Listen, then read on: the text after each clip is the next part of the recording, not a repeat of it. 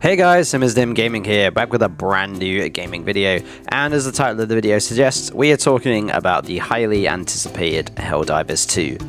Disclaimer, I knew nothing about Helldivers 1 or Helldivers 2, but I watched my good friend Obscure Edge play it on stream, and I had to buy it. And here's just how I feel about the game, and how well the launch went. So like I just said, I know nothing about this game previous to purchasing it.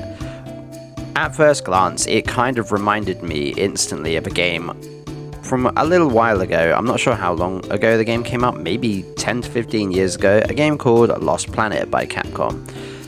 It's mainly the planet Heath is a giant ice biome, so I just instinctively drew that conclusion that, oh, this reminds me of Lost Planet.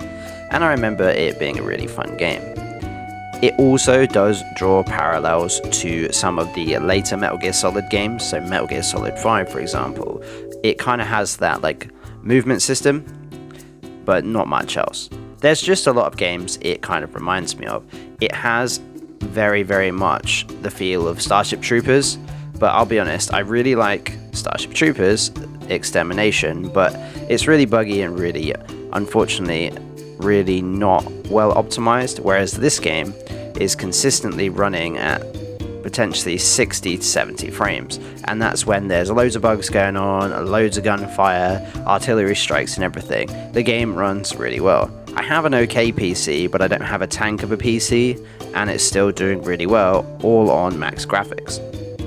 Going to the gameplay side of things, that is where this game really shines. It's really fun to play it solo, and it's also really fun to play with your friends.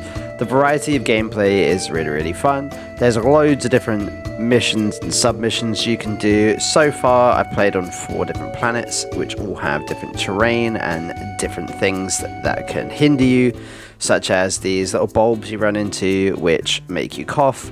You can go on the ice plants. There's these ice plants that make you kind of frozen and slowed, which is really, really interesting.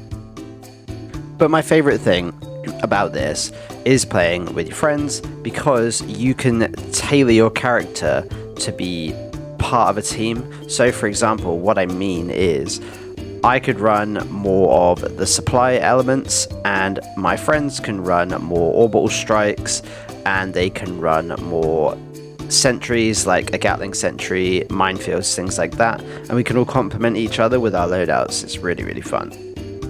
You also get some dailies as well. There's a daily you get literally every day. For example, the one I had at the time of making this video, I had to go and kill 200 enemies with the submachine gun, which is something that you don't get at the start of jumping into the planet, but you can drop one in for yourself.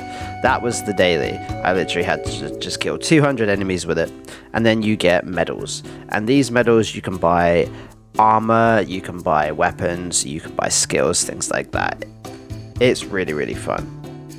Speaking of variety as well, you also pick up things like my character just did there, which is samples. You have to pick these up and use them to upgrade your ship.